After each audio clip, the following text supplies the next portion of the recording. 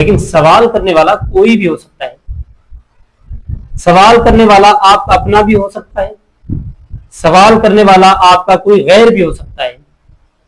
یہ ضروری نہیں ہے کہ جو سوال مخالفین کا ہے وہ سوال آپ کے اپنے آپ سے کبھی نہ کریں, یہ ہو ہی نہیں سکتا.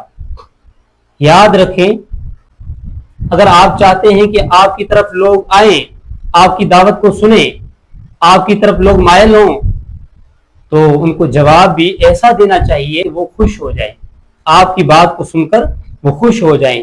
یار میں نے ان سے سوال کیا, ماشاءاللہ بہت ہی پیار سے جواب دیا.